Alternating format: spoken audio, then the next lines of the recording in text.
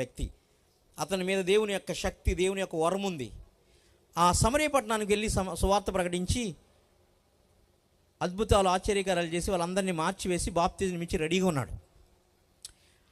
ఈ అక్కడ గారడీ సీమోను అని ఒకడు ఉన్నాడు.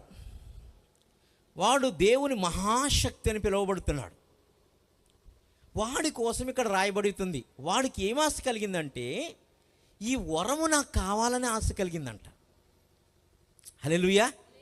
ఎన్నో మాంత్రికాలు, తాంత్రికాలు, విద్య, టకోర చేసినటువంటి వాడు, అన్నీ చూసినవాడు ఈ వరం ఏంటి మన దగ్గర లేదనుకున్నాడంట. హల్లెలూయా. క్రైస్తవులకి ఈ యోచన లేదు. ఎవరికి? క్రైస్తవులకైన మనకు ఒక గారడీ సీమోను మాంత్రిక తాంత్రిక వరాల్లో, విద్యల్లో ఆరితేరిన వాడు దేవుని పరిశుద్ధాత్మ వరం కావాలని అపోస్తుల దగ్గర డబ్బులు పెడుతున్నాడంట. చదవండి, చదువుతున్నా సిస్టర్. అందుకు పేతురు నీవు ద్రవ్యం ఇచ్చి దేవుని అంటే యేసును సంపాదించుకొందునని తలంచుకొనినందున నీ వెండి నీతో కూడా నశించును కాక. అందుకనే ఇప్పుడు నీవు డబ్బిచ్చి ఆ వరాన్ని సంపాదించలేవు, హృదయాన్ని మాత్రం ఇవ్వాలి. హల్లెలూయా.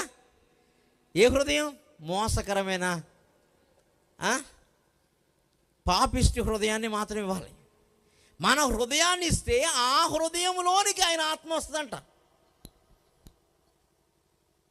ఈయన డబ్బిస్తే వస్తుందేమనుకుంటున్నాడు.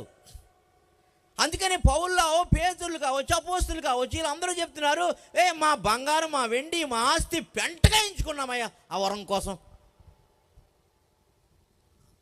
ఆ వరం మాకు కావాలి, ఆ వరం మాలో ఉండాలి, ఆ వరంతో పాటు మేము కదలాలి, ఆ వరము మేము ఏకమై ఉన్నాం.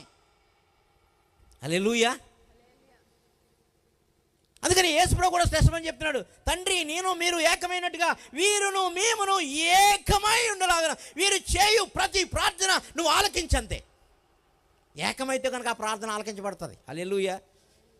ఏకం చేసేదే పరిశుద్ధాత్మ, ఏకాత్మ. హల్లెలూయా. అదే వరము. ఆ వరం ఎవరిలో ఉందంటే పరిశుద్ధాత్మ ద్వారా గర్భంలోకి వచ్చింది.